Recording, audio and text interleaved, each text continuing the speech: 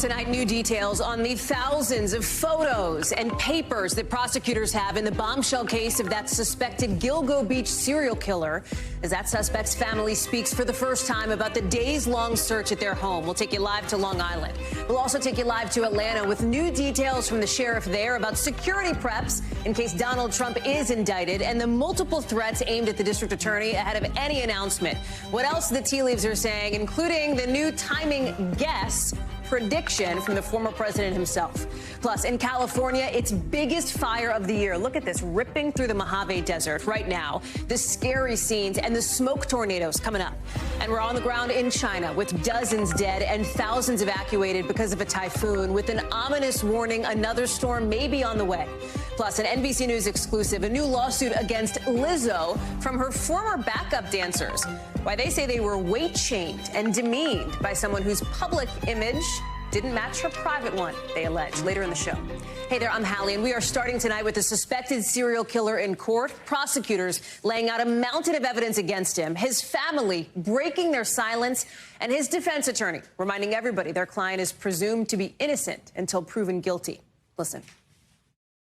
There have been hundreds, if not thousands, of leads in this case, and we haven't even seen them yet. I know about these leads from you folks who have reported these leads for the last 10 years, 12 years. So the answer is they very well could have the wrong guy. But the prosecutors say they have the receipts in the murders of 3 women buried near Gilgo Beach on Long Island. Multiple hard drives, they say. Thousands of pages of documents, pictures from the crime scene, hundreds of hours of footage from the suspect's home and office. You see that suspect here, Rex Heuermann, standing in court today as prosecutors handed over that evidence to the defense. He has pleaded not guilty in a case that has gotten international attention, partly because there may be more victims out there than the 3 women he's been charged with killing. He's also the prime suspect in the murder of a 4th woman, Maureen Brainerd Barnes. He's not been charged in that case. Police have been collecting evidence from inside Heuermann's house since his arrest. These pictures, obtained by the New York Post, as you can see, are from inside his home, allegedly on Long Island. You see in one of these pictures, a piece of the tub has been broken out or cut out, essentially. There's boxes of stuff that investigators have dug through.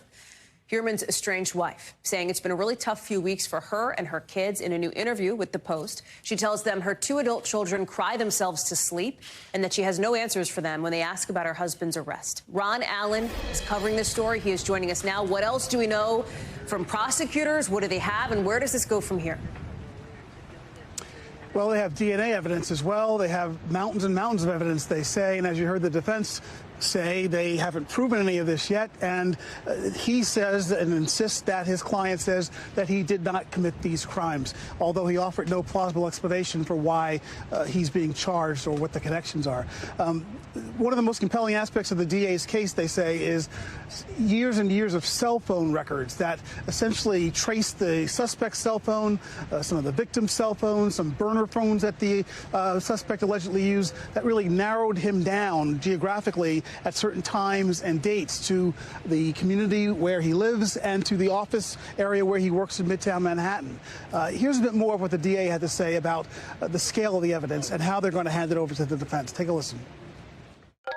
So what we've said is a rolling basis, and that what that essentially means is when you're talking about this massive amount of material, we're just basically starting and then culling the material, providing it, and then sort of repeating the process. But there's it's a massive amount of material. It's 13 years of investigation by numerous agencies, state, federal, local. They have poured countless resources into this case, and now they are trying to cull that, trying to put that all together in a coherent way and hand it to the defense as is required in a court of law. The process could take some time. As far as dates are concerned, next court date we have is late September, September 27th, when there'll be another hearing on the status of this discovery or evidentiary process. Hallie? Ron, we talked about that interview with Rex Heuermann's estranged wife about these past few weeks. That is getting a lot of attention as well, considering it is the first time that we have heard from Heuermann's family. She says her kids are getting attorneys? Yes, they are. And be clear that she has not been named as a suspect. She appears to have nothing to do with any of this. The prosecutors point out that several of these murders happened when she was out of town, which they say is some of the incriminating evidence against the suspect. So there's that. Yes, a lot of concern from the wife about the way the search went, about she says she was blindsided by all this. They claim that the house was ransacked, that it's unlivable. We've seen pictures of it. They dug up the backyard. They tossed all kinds of things around. It does look to be in some disarray. The DA said in response to that if the family has some concerns, that there are ways that they can seek relief. He expressed no remorse or a lot of sympathy for them. But yes, that is a concern. The family, the wife, and the two adult children who are in their 20s, late 20s and early 30s, by the way, they've gotten an attorney, and they're going to push back a bit as well. They appear not at this point to be central to this case or involved in this case at all in terms of criminal responsibility. But again, we'll see. And the bottom line is the investigation continues. The grand jury is still seated. That's hearing evidence in all this. And this process of trying this case and investigating others is going to go on for many, many months to come, it appears. Hallie? Ron, Allen, thank you very much. Live for us there from Long Island. Appreciate it. Back here in Washington, we've got some new details just coming into us on the 2024 political and legal landscape, with Donald Trump, the former president, predicting perhaps at any minute an indictment against him could come down from the special counsel investigating him. We have seen some movement tonight near where the grand jury has been meeting. Most of them appear gone for the day. However, our team is just reporting in the last couple of minutes that the foreman of the grand jury appears to still be in the courthouse. Again, former President Trump on Truth Social, his social media platform, suggesting that he could be indicted really any minute. He said 5 p.m. We don't know what he's basing that on. Of course, Jack Smith, remember, the special counsel, is the one who's been looking into the schemes to overturn the legitimate 2020 election results. He is not the only one looking into that. The district attorney in Fulton County, Georgia, is also investigating former President Trump in that plot. And the sheriff there in Georgia, in just the last hour, says his team has a security plan in place. They're ready to go, even if an indictment were to come out on the state level as soon as today. We've got our NBC News team covering all of this. I want to bring in now Julia Ainsley, who's in our Washington bureau. Blaine Alexander is outside the courthouse in Fulton County, Georgia. All right, Julia, let's start with you. And I want to just real talk this for a second, because about 3 minutes before we came on the air, Donald Trump sent out a post saying that he hears, and I believe I'm quoting it correctly, that he hears that he will be indicted. He said 5 o'clock Eastern today. Just so people know, it is 5:08 Eastern, where we are sitting here in Washington. You can see this post now. We do not know what Donald Trump is basing that on. We do know Donald Trump a couple weeks ago got a target letter, which legal experts say is a pretty clear indication that somebody is almost certainly going to be indicted. If you've been notified you're the target of an investigation, you're probably going to end up indicted. There's been this question on timing. There's been activity at the courthouse. It is an annoying question because right now it's tea leaves, but where do things stand? Well, Hallie, I mean, the tea leaves would indicate that something might happen news-wise during your show, right? I mean, you have for a long time, this has been a day we've expected.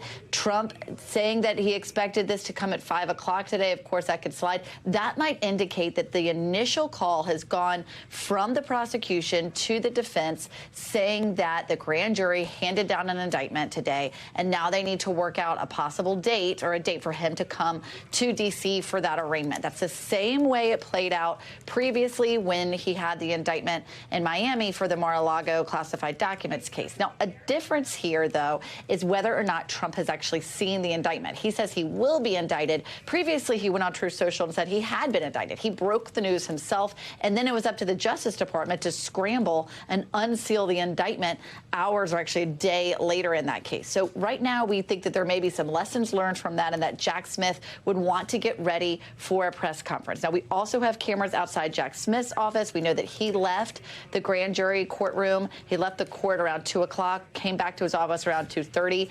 Doesn't appear that he's left for the day. Of course, there are a lot of ways to get out of buildings. Maybe he's there waiting for a press conference, Hallie. Can I ask you a question? We are reporting, our colleague Ryan Riley, that the grand jury foreman, the person that we were just talking about, is currently, as we're taking some of these live shots from here in Washington, is currently in the magistrate's courtroom. What would that be an indication of? In other words, like, and I don't know if you know the answer to this question. I don't. Could the grand jury foreperson be in that courtroom for any reason other than an indictment coming down tonight? Yeah, I think that seems really odd. I can't think of any other reason. Of course, the foreman is the one who delivers that indictment, but then why would he be there if the rest of the members of the grand jury left? I mean, they either voted or they didn't. So we can pontificate this on air together, Hallie. I don't know that I have all the answers for you, though. Julia, I know you don't.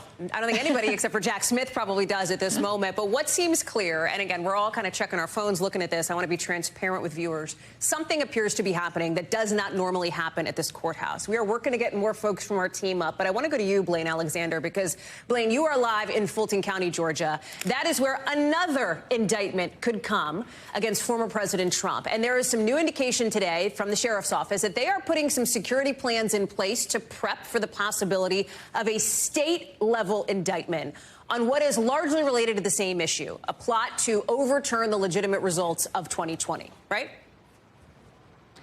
Absolutely. You know, it's interesting that we have a pair of dueling indictment watches there in D.C. and then down here in Georgia. This one not as intense, though. But yes, the sheriff says that they have been preparing for this for months. We've talked a lot about how long this investigation has been going on here in Fulton County. They've had a long runway to get this security plan going. So they're having a number of meetings. They're meeting daily. They've been doing that for months. They're having a number of conversations, but they're also watching other places where this has happened. In fact, the sheriff told us today that if they do see an indictment in D.C., he'll likely send some of his team members up there to watch how security is handled there, just as he did in Manhattan and just as he did in Miami. So certainly he's taking a lot of lessons from elsewhere. One thing that he says they haven't seen so far are any specific or credible threats from extremist groups. That's certainly something that's worth noting. He says there will be a place for protesters to come, a designated area, but it's very likely that we're going to see the streets around this courthouse completely blocked off. Now, while they haven't seen threats from extremist groups, they have seen a lot of personal threats. I reported on some of those today, an email that the district attorney forwarded to a number of commissioners, words that I can't repeat on TV, that the sheriff couldn't repeat to me, Hallie. So we're talking about some very kind of vile comments, but certainly all folds into their security plan when they talk about making sure that all agencies are on the same page around this. Blaine, thank you. I want to bring in Tom Winter, one of our investigations correspondents here at NBC News. And Tom, let me have you join the conversation here because, again, there has been this thing that has happened all day where there has been movement with the grand jury. There have been signals and tea leaves, like the special counsel, Jack Smith, showing up here. And tonight it appears that movement is increasing with this word from our team that the grand jury foreperson is now in the magistrate's courtroom.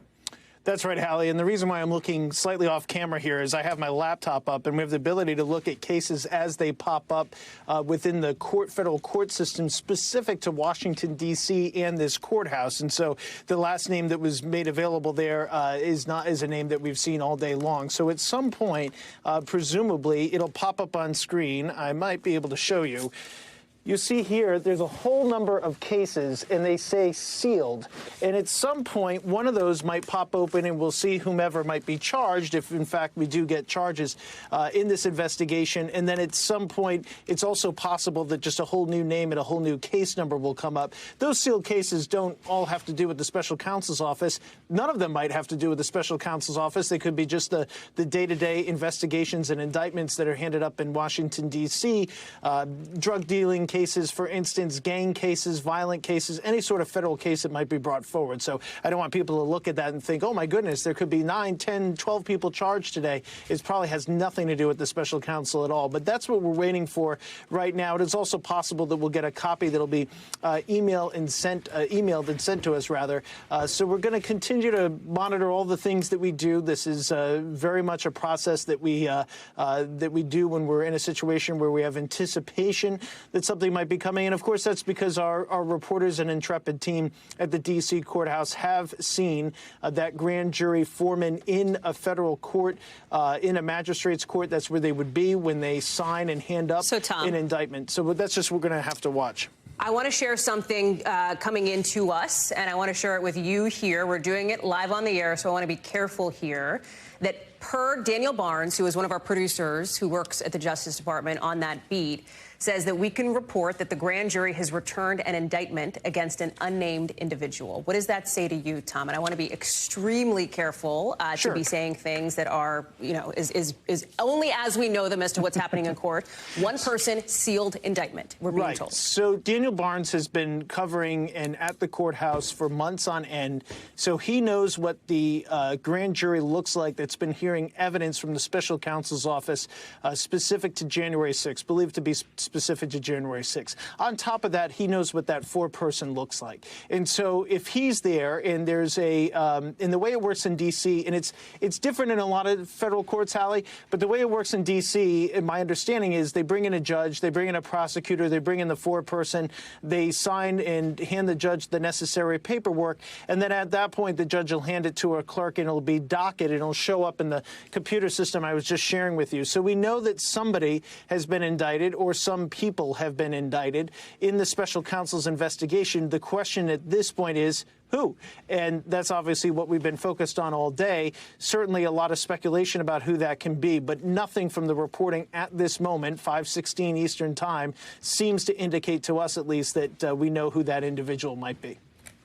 Tom Winter, thank you very much for that. Julia Ainsley, I want to go back to you because the vibe outside this location for the past couple of days has been this posture, it seemed, of something potentially happening imminently. Now, Donald Trump yesterday, about 24 hours ago, suggested that he predicted an indictment would come any day now. He is again predicting tonight that it is going to happen tonight. And I want to be clear, we do not know what he's basing that on. We don't know if Donald Trump, the former president, is when he says, I hear that Jack Smith will be putting out an indictment at 5 p.m. We don't know if he's hearing that from his attorneys, from members of the media, from, you know, people at Mar-a-Lago or at Bedminster, right? I mean, there's a lot of question marks on this front. That said, it seems as though the security posture, some of the posture has been a little bit different in the past couple days. Yeah, I mean, imminent, the word you used, Hallie, is certainly one that has actually been floating around even since last week. Because of that target letter, security, law enforcement people have been meeting, federal and local in D.C., to get ready for what they have seen as an imminent indictment and the possibility of protesters here in Washington. There are a lot of parties that have to align themselves before an indictment of Trump, and such a high-profile individual who draws in a lot of people for and against him. So imminent has been a word that's been floating around for a few days. I don't think it has been any closer than it is at this moment, especially with what Daniel Barnes is reporting, that grand jury who we know is convened to look at Trump's interference in the election of 2020 and his role in January 6th, the insurrection against the Capitol in 2021. We know that that was their goal. Now, there could be other co-defendants, though. We know in the Mar-a-Lago case, there was Walt Nauta, who was also charged, another defendant that was named just this week or just last week. We know that there could be other co-defendants. But the way, if you're going to piece apart that tweet from, or Truth Social post from Trump, he could have an indication that there has already been an indictment and that he will merely find out that it will be unsealed now. That is a very real possibility that one of those pieces that Tom showed you there is an indictment that's already been voted on and is simply still sealed. So we have to see the timing of that as well. It could be that they've voted, the indictment has happened, and it's just not made public yet. So a lot of pieces have to come together, but I don't think we've ever been as close to that real imminence as we are at this moment, Hallie. Tom, I know you wanted to jump in on this conversation. Go for it. You know, and again, it works totally different in different courthouses. So in the Southern District of New York, which is typically where I cover, we would none of this would be happening. We'd get an email typically from the Justice Department saying, hey, we're letting you know that we've unsealed charges, and we would hunt through the docket ourselves, but we would not necessarily know that this is going on. In D.C., it's a little bit different. So sometimes they even give the name or the initials of the person that's been indicted. It's our understanding from our team and our colleagues, Ryan Riley and Daniel Barnes, that we don't have that name. And again, the only clue that this has anything to do with anything tied to the special counsel's office is what I relayed to you earlier about the makeup of the grand jury, and that this four-person has typically been associated with that. It is entirely possible that this is some person who the special counsel's office has investigated in connection with their investigation into January 6th or the Trump documents case, and it could be something that involving a person we may not have heard of. Though I would caution against the documents case. That's been filed out of the Southern District of Florida, so you would expect any conduct related to that would be filed in Florida versus the Washington, D.C. District Court, which obviously would have venue and jurisdiction on anything involving January 6th. So that's kind of the state of play. So it is interesting that the name would be announced sometimes in court, but apparently it's not what happened here today. Tom, stand by. I want to bring in our NBC News legal analyst, Carol Lamb, who is joining us now. Carol, if this indictment were to come down, right, we expect that it would relate to what this investigation is about. This broad scheme, this plot, essentially, to try to interrupt the typical transfer of power that we see after presidential elections. There were several charges specifically laid out in the target letter against Donald Trump, as we have reported: obstruction, conspiracy, and something listed as deprivation of rights under color of law. You see it here. Help us understand. This is not necessarily what would be in an indictment. It is merely an outline. It is not the full roadmap. Fair? Well, I think you could surmise that, Hallie, but I would venture to say that this probably is the full scope of what Donald Trump is going to be looking at in an indictment. And for this reason, the reason you send a target letter, if you do send a target letter, it's not required, but the reason you would send one is so that the putative defendant has an opportunity to say to the government, wait, you don't understand. You're misunderstanding what happened. Let me present you with evidence of why I did this or that. And if they don't tell him in the target letter all the charges that he's looking at in the indictment, in the upcoming indictment, then it defeats the purpose of sending the target letter in the first place. So that's why my speculation would be that Jack Smith is not going to go beyond what he laid out in the target letter in the indictment that he brings against Donald Trump. Most notably, it does not appear that he's looking at bringing an insurrection charge with respect to the breaching of the Capitol building on January 6th. I actually think for lots of reasons that's probably a smart move on his part, and that this is going to be a more deliberate indictment that follows step by step the conspiracy to interfere with the election and the normal course of turning over an administration, but not the actual violent breach of the Capitol. I want to go to Garrett Haake, who is joining us now, one of our correspondents covering all things Donald Trump. And Garrett, we are hearing, of course, from the former president himself tonight.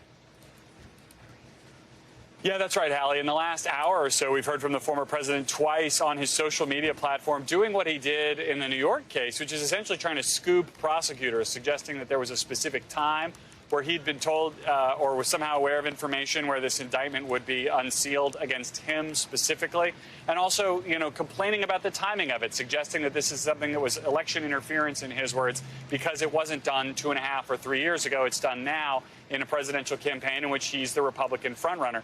And I've just had hit my inbox a statement from the Trump campaign that goes much further into this same idea, arguing that this is, election interference. Why did they wait 2.5 years to bring these fake charges right in the middle of President Trump's winning campaign?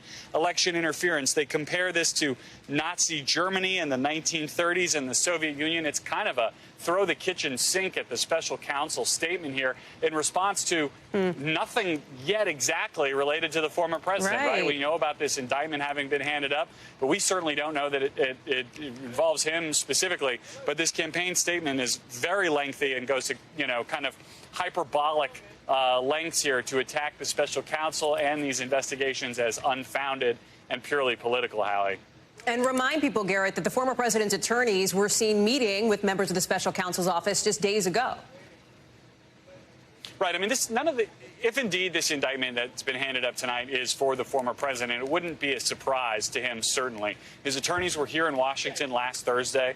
They met for about an hour with special counsel prosecutors at the special counsel's office a few blocks from where I'm standing. And it's 2 weeks after he received a target letter laying out in pretty specific terms, at least the broad statutes under which charges against him were being considered. More to that point, Trump and his greater kind of orbit here, his staff and his allies in Congress and in the Republican Party have long expected, for months expected, that he would eventually be charged for something to do with the 2020 election or with January 6th. It's built into his campaign, it's built into his stump speech, and it's certainly built into his fundraising. I mean, this has been a key element to the way his campaign has tried to raise money, arguing that he's under attack for his supporters, and therefore they need to donate to him for his defense and in some way for theirs. Hallie? Garrett, thank you. I'm going to ask you to stand by as long as you are able, as we are looking at the myriad of legal issues that the former president faces. So I want to remind people where we are tonight at this moment. Here is the concrete reporting that we have as we speak. Our team inside court says that there has been a sealed indictment handed up against an unnamed individual. We don't know who that person is. We cannot say for sure who that person is. Concurrently, at the same time, we also know that former President Trump has predicted on his Truth Social page, as Garrett just laid out there, that he thinks an indictment against him is coming down tonight. We don't know how Donald Trump knows that or how he is hearing that, but that is what he is saying, at least publicly at this moment. We also know that the person believed to be the foreperson of the grand jury investigating Mr. Trump and this scheme to overturn the 2020 election has been in the magistrate courtroom. That is where we are tonight. We also know that the Attorney General Merrick Garland is not here in Washington. He's actually up in Philly for a totally unrelated event related to National Night Out. This is something you may hear about or see in your communities in the summertime. He's speaking about that. You can see on the left side of your screen, that is our camera there, keeping an eye if the Attorney General may perhaps take a question, talk about this. We don't know. Again, it's an unrelated event that the Attorney General is at right now. I want to get back to Tom Winter now, who's keeping an eye on the filing system that the court uses to see if we can glean any more clues, Tom. Well, I went to college, Hallie, and have learned over the years that sometimes the ability to use the refresh button has been one of the handiest tools I've learned. So in the D.C. District Court, a new sealed case has been added to the docket. Now, we do not know whether or not this is at all tied to the special counsel's office investigation, if it's tied to this indictment that we had been hearing about that was handed up in court, but we don't know to whom. And, of course, it could be something totally unrelated to the special counsel's office. It's Washington, D.C. It's a big district. There's a lot that goes on, and so it could just be any other prosecution tied to something wholly unrelated to January 6th. But shortly after we got word from the courtroom that indictment had been handed up, a docket did come on to the computer system here and says it's a sealed docket. So at this point, that's one that we're going to be watching, and we're going to continue to hit refresh here. But it is interesting to me that we did get a case added late here today and had not seen any other activity at the courthouse. So we'll continue to watch that specific filing and that specific number, and then we'll continue just to scan for any cases that are updated. And, of course, if we see anything tied to the special counsel's office of any sort, I'll be sure to let you know. Here's something else that we do know for sure, and that is that Donald Trump, the former president, is spending an enormous amount of money, it appears, on legal fees to the tune of at least $20 million, we believe. I believe Mark Murray is joining us now, one of our political directors here at NBC News. And, Mark, this is coming from new federal financial disclosure forms. It is extremely relevant to the conversation that we are having now, Mark. Right. Hallie, we ended up finding out from the Trump Save America PAC that they ended up spending more than $20 million in legal fees the first half of this year. And why this is significant is that's been a big drain, not only on that leadership PAC, but the other ones as well, where his super PAC had to actually give money back to actually pay for more legal fees. And you add it all up, Hallie, and you have a situation in where we've seen $20 million spent in the first 6 months of this year, with more trials, with more legal challenges, with more investigations on the way. That $20 million figure could actually creep up to about $40 or $50 million by the end of the year, by $60 to $80 million by the first half of next year. And that's a considerable sum of money when you actually sometimes need that kind of money for ads and other kind of political work. And so it is a big expenditure that the Team Trump in general, with all their different kind of fundraising mechanisms, is spending on legal fees. Mark, thank you. I want to bring in now Dasha Burns, who is joining us as well, because, Dasha, there is a political component to this as we wait for more information about this sealed indictment against an unnamed individual. Again, we don't know for sure who at this point, but there has been movement suggesting, as Donald Trump has predicted, that he may, in fact, end up indicted tonight. Dasha, his political opponents so far have largely laid off, attacking him on the legal issue. That has changed slightly in the last 48 hours, as Florida Governor Ron DeSantis, who is running behind the former president in the Republican primary, has sharpened his tone a bit.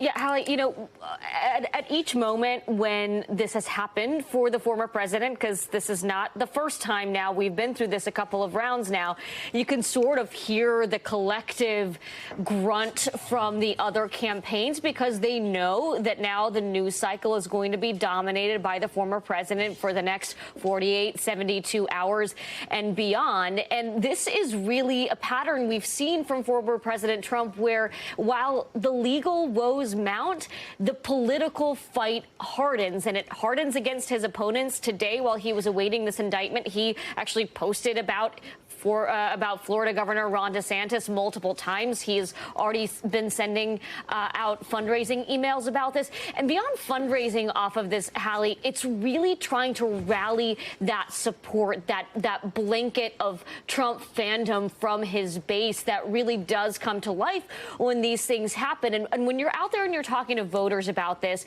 what I've gotten several different sort of buckets of responses about this.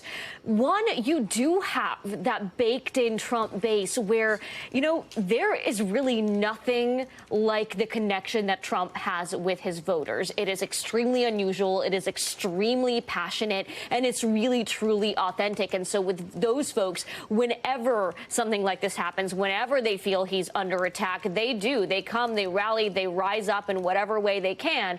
But now that we're on indictment number 3 and a number of other legal problems... Hey, Dash, I got to interrupt you. I want to get to Tom Winter. Tom, you have some new reporting. Go. Hallie, in the District of Columbia, the 45th President of the United States, Donald J. Trump, has been indicted by a federal grand jury.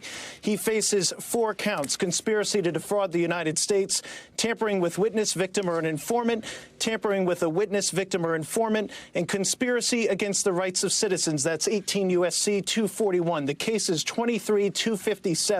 I'm sharing this with our control room, and as soon as the indictment pops up, it just has, I will be able to send this to everybody to look at it. It's going to take a second to download, but Tell us again the charges, Tom. It is official. The 45th President of the United States has been indicted in a 45-page indictment. And it's loading right now, Hallie, and I hope to share it with you. And right now I'm just trying to see if he's been charged with anybody else. No, the former president has been charged by himself. So the special counsel's office has indicted Donald Trump, the 45th president of the United States, in a 4-count indictment. Count 1, conspiracy to defraud the United States. Okay. Count 2, conspiracy to obstruct an official proceeding. Count 3, obstruction of and attempt to obstruct an official proceeding. And lastly, 18 U.S.C. 241, conspiracy against rights. Hallie, let me dig into this if I can, and then I will be able to better kind of tell you what's going on. But again, it's a 45-page indictment, and the 77-year-old former president stands alone in this indictment, not charged with anybody else. Kristen Gibbons-Fedden, our NBC News legal analyst. I'm going to give Tom a beat to look through this indictment. I want to go to you on these charges: conspiracy, obstruction, and conspiracy to defraud. Talk us through what they mean, their significance, and where this goes.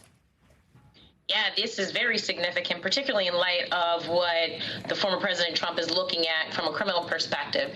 You know, with the conspiracy to defraud, particularly in this case, it's going to be probably some facts uncovering that Trump acted in concert with others to defraud the U.S. government. So, again, I don't have the indictment in front of me. When Tom gets a minute to kind of digest it, it's probably going to be factual assertions or allegations regarding Trump's alleged attempt to use those fake electors to overturn election results, or even any type of private communications suggesting some type of coordinated effort to influence that election outcome. And then when you talk about those obstruction of proceedings, those, and Tom had mentioned tampering witnesses before, those are those types of charges that really deal with Trump attempting to deter or alter some or influence some type of proceeding. It could be the investigation. It could be the testimony of others during the course of the investigation. So that is really, really hefty charges. And then, of course, with the deprivation of rights charge, or the deprivation of a civil right,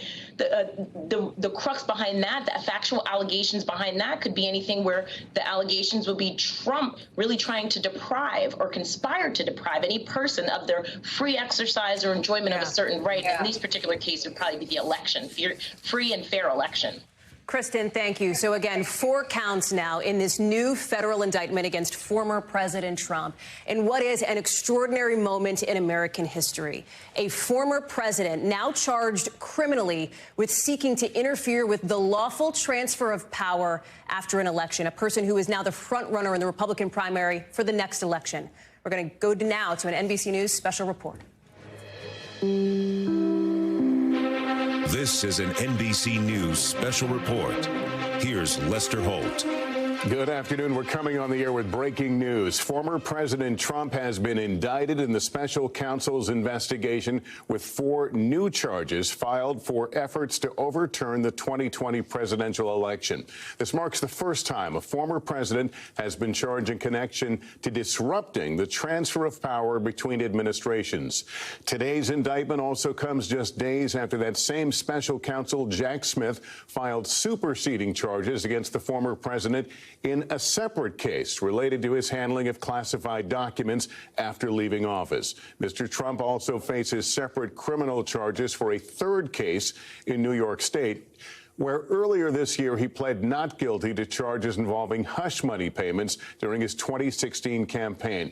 But today's new charges could be among the most significant. Legal challenges Mr. Trump is facing, and a reminder he has denied any wrongdoing in all these cases. Let's bring in our senior legal correspondent, Laura Jarrett. You literally just received the indictment. You've had a chance to go through it. 4 charges. Can you tell us what they are? Yes, Lester. This really focuses on all of the efforts that the former president undertook to try to overturn the will of the people, to overturn the election results. It is not, at least as on this first reading, about the violence that took place at the Capitol. As you can see there on your screen, obstruction-related charges, specifically obstructing the congressional vote count that happened on January 6th, and all of the steps that the former president and his allies took to try to stop that count, to try to stop the peaceful transition of power. So we're going to go through this. It is lengthy, spanning about 45 pages, but again, the former president of the United States, for the first time in history, has been indicted for trying to thwart the last election. And to frame this from the beginning, this was never necessarily about the riot itself of January 6th, but what the prosecutors believe may have sparked that riot. Well, and we had wondered for some time exactly what the charges would be, as everyone remembers those iconic images from the attack on the Capitol and the speech that he made preceding it. And we had wondered whether he would be charged with some sort of incitement-related crime. And we're going to need to go through it again. But on the first pass, this appears to relate to the actual steps that he tried to take to thwart the vote count. Right. So that's why we're going to, again, try to I'll give you a moment to go through that. Let me bring in NBC's Garrett Haake, who has been covering the former president. Garrett, walk us through how this day has gone. Well, Lester, this is a day that the Trump campaign has long anticipated would happen. It was always a question of when, not if, in their minds, that he would face additional charges related to the 2020 campaign. And as has been the case in his previous indictments, the former president tried to scoop the announcement using his social media platform to post earlier today that he suspected this would come Friday, and to start questioning the timing of this indictment as a form of election interference, arguing that where it comes in the presidential campaign could only be an effort by President Biden to somehow derail his campaign. Since word of the indictment has broken, the former president's spokesman confirms to me that he was informed of the fact that he had been indicted. And the campaign sent out a lengthy statement using much the same language that they've used in the face of his other legal challenges over the years, calling this an un-American witch hunt, suggesting that it is purely political, even making hyperbolic comparisons to 1930s Nazi Germany and Soviet authoritarianism to describe the kinds of conduct here from the Justice Department going after the former president. So it's clear that he's going to fight this in the public sphere just as much as he fights it in a courtroom. That has already become such a key part of his presidential campaign, Lester. In fact, the former president's previous arraignments, particularly the New York arraignment, have been huge days for him from an online fundraising capacity. Things like this, which would have been badly damaging right away to other presidential candidates, haven't seemed to have the same effect. The former president will be making this, I think, a key part of his campaign going forward as he fights these charges in the legal system. All right, Garrett, we'll ask you to stand by. Let me bring in our senior Washington correspondent, Hallie Jackson. And Hallie, Garrett just walked us through some of the things the former president has said, trying to likened this to election interference in the 2024 election. Remind us again how this investigation began and the timing. It was before Mr. Trump was a presidential candidate. That's right. As far as the special counsel investigation and then the special counsel, the investigation itself, and then the special counsel, of course, was created after Donald Trump did become a presidential candidate this cycle. I want to hit on a couple of key points, Lester, that we are learning from this indictment. First, the next big date. This indictment says that the former president has been summoned to appear on August 3rd, which is Thursday. So Thursday will be the day, based on this indictment, that we may see the former president. I'll leave it to the legal experts to talk through whether or not that date could change based on conversations with the former president's attorneys here. I would also note, and I think it's big picture, right, remind people what this is based on, right? At the core of this indictment appears to be the former president's insistence that this election, the 2020 election, was stolen from him. It was not. That was not true. And this indictment lays out a series of examples related to the former president's mindset. The prosecutors here are saying Donald Trump knew that wasn't true. He knew it wasn't true when he persisted in making these claims that were not founded of election fraud. He'd been told directly, they say he'd been informed directly that this was not the case. And yet he continued to make those claims through the election, after the election, before January 6th, after the January 6th. In fact, and this is not in the indictment, this is sort of me just telling you based on the reporting here, Donald Trump continues to make those claims even today, that the 2020 election was stolen from him illegally. Again, it was not. There is no evidence of widespread fraud in the 2020 election. And I think it is interesting, as we're looking through this indictment, that it very specifically lays out his mindset. Remember, his attorney general, even at the time, Bill Barr, came out publicly and said there was no evidence of widespread fraud. This indictment lays out multiple instances where the former president, people around him, were told that it was not the case, Lester. And I think that mindset question has been an important one and continues to be an important one. All right, Hallie, I'll ask you to stand by as well. NBC News Chief White House Correspondent Kristen Welker joins me now. Kristen, we have seen everything leading up to this point. In fact, Mr. Trump himself has predicted this moment would happen. But to the extent that he's campaigning off it and seems to be enjoying his rise in the polls, the reality is these are very, very, very serious charges going forward.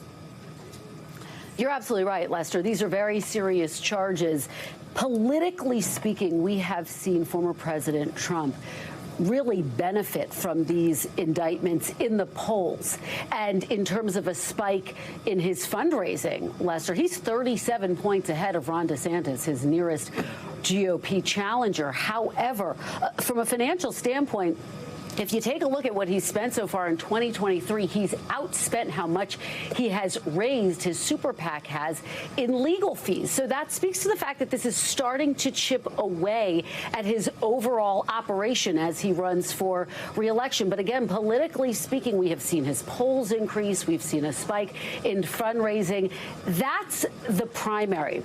What happens in the general election? That's another matter. We've gotten recent polling out just this week, Lester, that show that he is running neck and neck with President Biden. No surprise there. This is a deeply divided country. We expect whatever the ultimate general election race to be a close one. So it's not a surprise that you would see President Biden and former President Trump running neck and neck. But it does raise questions about what this could mean if, in fact, he is the Republican nominee. So at this point in time, we're seeing both sides of that. We're also watching in terms of the questions that remain to see how his Republican challengers respond to this, Lester. So far, you have a few of them. Chris Christie, Will Hurd, Asa Hutchinson really sharpening their attacks against the former president, saying that, look, these mounting legal troubles make him a weak candidate in a general election. But so far, you're not seeing a chorus of voices. Ron DeSantis walking a very fine line, for example. Will that start to change in the upcoming debate now just a few weeks away? We'll have to see, Lester. All right, Kristen, thank you. Let me bring in former U.S. Attorney and senior FBI official Chuck Rosenberg. Chuck, for there to be conspiracy, there have to be other individuals. We don't know who those are. Well, we don't know their names. At least they're not named in the indictment.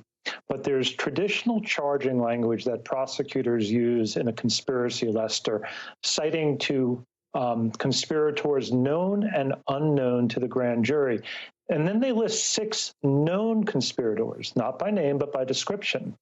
5 of them are attorneys. One of the 5 attorneys is a Department of Justice official. And then the sixth known conspirator, again, not named, is a political consultant. So there are others that are clearly on the radar of Jack Smith and his team, others who joined in a criminal conspiracy with Mr. Trump. So we'll certainly learn their names. The prosecutors, of course, know their names, but they are identified specifically in the indictment by the jobs they hold, the positions they held during the course of the conspiracy. Another point to make. Charging a conspiracy in a speaking indictment, as the Smith team did, gives us a tremendous amount of detail about the indictment and the allegations. So in that way, very similar, Lester, to the indictment that was returned and then superseded in the Southern District of Florida. Speaking indictments with tremendous detail. I hope people read it carefully. These four charges we're looking at here now, how will they be defended? How would they typically be defended? Do you see any obvious weaknesses in the government's charges? Well, I don't see weaknesses in the government's charges because I haven't had a chance yet to read the indictment carefully. But assuming that the government can adduce and prove in court everything it alleges in the indictment, my quick look at the indictment suggests that it's compelling and strong. That said, how do you defend against a case like this? So to your question, Lester, traditionally, typically, in these sorts of cases, the defendant will argue that he didn't have the requisite intent to commit these crimes. He may argue that he relied upon attorneys for their advice and counsel, and by doing so, he should be absolved of any criminal liability. Simply put, the government always has to prove intent. And often in these types of cases, a defendant will claim that he lacked the requisite intent. But, and this is important, there are numerous individuals also cited in this indictment who did the right thing by telling Mr. Trump that he lost the election. They are also listed in the indictment by position. The Vice President of the United States, Department of Justice officials, the Director of National Intelligence, Department of Homeland Security officials, and officials from the White House counsel's office, Mr. Trump's internal counsels within the office of president. And so with all of those people telling Mr. Trump he lost and being designated in the indictment as having done that, it becomes that much more difficult for Mr. Trump to claim he lacked the requisite intent. So that's how these cases are often sort of framed for battle, government proving intent, a defendant arguing he didn't form the requisite intent. But it seems here that the government, Mr. Smith and his team of prosecutors and agents, have thought carefully about that already. All right, Chuck Rosenberg, thank you. Let me go to our senior legal correspondent, Laura Jarrett. I bought you as much time as I could to read through this document. What stands out to you? A couple of interesting things. The story that the prosecutors are telling here is incredibly detailed, and we're still working our way through it. But to Chuck's point, talking about the former president's intent, on page 7, they lay out all of the times, and these probably aren't all that they've collected, but they give some examples of the times that the former president was told that the things that he was saying publicly were flat out false. And the reason that they're doing that is because they need to show that he was acting with some sort of corrupt mindset.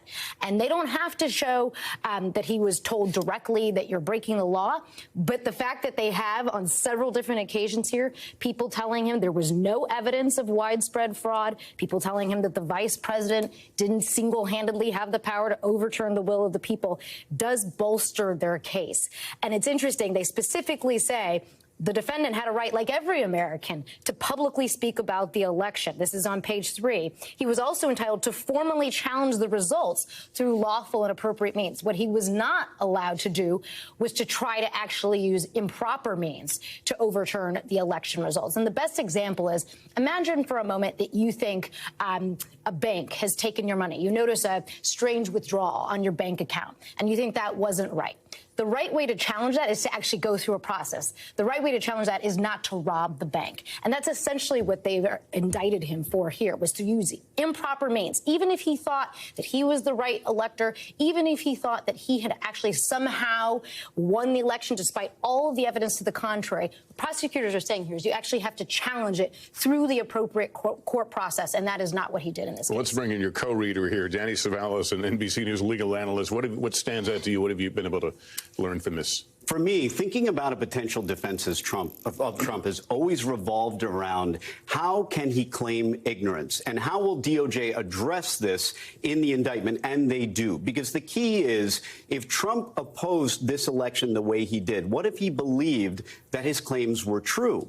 And the indictment addresses that. It addresses that Trump had knowledge, or at least reason to know, that his claims were false. And they list that right on page 7. They list all the different people and entities that told him, essentially, Mr. President, you are wrong. And that includes the vice president, senior leaders of the Justice Department. You have the director of national intelligence. You have the Department of Homeland Security's Cybersecurity and Infrastructure Security Agency. All of these people are combining to tell the president that there's no there there. There is no fraud. You're wrong. And so in light of all of these people telling him that and him proceeding, that allows an inference that the president at the time knew what he was doing was wrong, knew that he did not have a valid claim that the election was stolen. And so for me, that has always been the key, that if they charge him with any of these crimes, whether it's conspiracy to defraud the United States or conspiracy to obstruct an official proceeding, much of his defense would revolve around the claim that I believed that what I was doing was right. Yes, there were courts that were saying, that were dismissing my claims. Yes, the liberal media, for example, was saying that I was wrong, but I believed it, and I had enough people around me telling me that it was reasonable for me to think so. That's the core of his defense. I mean, the only other real defense is getting elected and appointing an attorney general to get rid of these charges. But the key here is, how do you address Trump's knowledge? It's always been the key, and now we see in this indictment they're addressing it. But did not, correct me if I'm wrong, did not evidence come out during the January 6 hearings that there were those who heard him acknowledge that he knew he'd lost? Yes, exactly. So that is going to be part of this, the government's burden of proof here. It may be somewhere in these words, but Laura and I and everybody else were furiously going through it. But they feature prominently right up front. They list all the different agencies and entities and people. And I always suspected that that would feature prominently in any indictment. The fact that senior members of the DOJ told him, you're wrong, including his outgoing attorney general, who sat him down and said, these claims, there's nothing there. And I knew also, I suspected rather, that they would, that the indictment would also have a lot on the fact that Donald Trump attempted to subvert, allegedly, the DOJ to achieve his election goals. Beyond being just morally culpable, you're going to have a lot of witnesses who are senior DOJ members, people who oppose this, and people who are going to be credible in a way that co-conspirators or cooperating witnesses ordinarily aren't. These are going to be very credible witnesses, and for the most part, we've already heard their story through the January 6th committee testimony and hearings from last summer. So we all knew most of the operative facts. The government is now saying those operative facts make out specific cases: conspiracy to defraud, obstruction of official proceeding. There you have it. We may have already known what happened. Now we know how the government sees that, and they see it as a crime. All right, and I should point out to folks, this is a pretty lengthy document you're all going through, so we appreciate you going through it and pulling out the salient facts. I also want to let folks know that we're now expecting to hear from Jack Smith in a briefing or a statement coming up perhaps within the next 10 minutes or so. We'll keep you up to date on that. Let me bring in former federal prosecutor and NBC News legal analyst Carol Lamb. Carol, a lot to go through. I don't know what you've been able to read. One of the issues I know going into this was whether they would focus on the so-called fake electors. Do we know if that's included in here? That is actually the bulk of what is included in here, Lester. And I think what people are going to wonder is, gee, you know, after everything we heard in the January 6th congressional hearing, how come we don't see charges relating to the actual violent breach of the Capitol that day? Isn't that so much of what the investigation in Congress took place with? And I think this was a very, very deliberate and smart decision on Jack Smith's part. He decided, I'm going to focus on the case that is easily, readily provable, and I'm not going to get involved in this brawl that took place on the grounds of the Capitol that day, because that is a trial that could take a long time. And at the end of the day, I don't know if I can get a conviction of Donald Trump on that. And remember, Donald Trump is now looking at 3 and possibly 4 criminal trials within the next year if they're all going to get done before the election. Jack Smith cannot afford to have a trial that goes on for 8 months. He needs to be surgical. He needs to get this conviction quickly. And it's rather unusual to have a conspiracy indictment brought where so many of the conspirators are not charged. They are unindicted conspirators described in the indictment. Only one individual is named in this indictment as a defendant, and that is Donald Trump. And that is likely because Jack Smith is trying to keep this case confined so that it can be tried quickly and he doesn't have to deal with multi-defendant cases. All right, Carol, thank you. Well, let me bring back Chuck Rosenberg. Chuck, you had some thoughts about intent, which will loom large in this case. Yeah, we spoke about it a few moments ago, Lester, and Laura and Danny also highlighted how the government has to prove intent, and Mr. Trump will try and argue that he never formed the requisite intent. But here's a box that Mr. Trump is in strategically. The best way for him to articulate his lack of intent would be for him to get on the stand and say he didn't intend for any of this thing to happen. Right? He might be able to do it through proxies. He could always try, but he runs into evidentiary problems unless he gets on the stand and says so himself. And that really is a box for Mr. Trump. As we know, he has made a lot of statements, many of them contradictory, many of them false. A good prosecutor starts on day one of the investigation putting together what we call a cross-examination file. I can only imagine how voluminous the cross-examination file that the prosecutors hold right now must be. So if Mr. Trump wants to argue, as we discussed earlier, that he lacked the requisite intent to commit these crimes, Lester, he's going to really have to consider taking the stand. Not something he's required to do, but something he might be inclined to do. And I would imagine prosecutors are salivating at the opportunity to cross-examine him. All right, Chuck, let me bring in NBC's Garrett Hake again. A reminder, any minute we're expected to hear from Jack Smith, the special counsel in this investigation. What more can you tell us, Garrett? Well, Lester, the political fallout from this momentous indictment is already happening, much as we expected it would. Donald Trump's Republican allies, particularly in the United States House, have been blasting out statements in his defense, many of which were crafted weeks ago in anticipation of this moment. And the former president is trying to capture the anger of his base to help his campaign fundraising.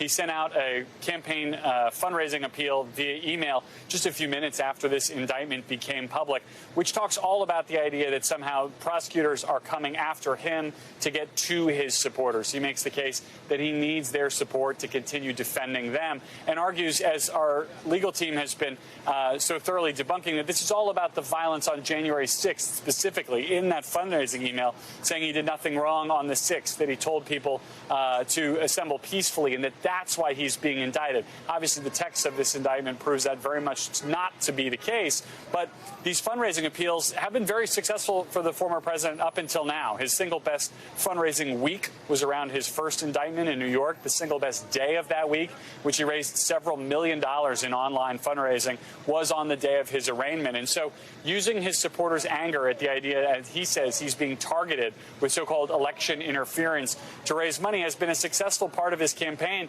and increasingly a necessary one. The legal bills for he and his allies, for their defense, for, just even having someone to have an attorney go with them in to give a deposition has become enormously expensive. His PAC, PAC, his primary political group outside of his campaign, spent more than $20 million in the first half of this year alone on exactly those kind of expenses. And so you see the wheels turning here where the legal problems for Donald Trump become fuel for the political movement. That has sustained him through the first half of his campaign and put him in the position he now finds himself in with a very healthy lead, but a significant amount of political baggage, which will run headlong into the election calendar in the early part of next year, Lester. Yeah, I want to pick up an election calendar with Danny, if I can. The argument from former President Trump and his allies is this is all political. It's timed against his run for president.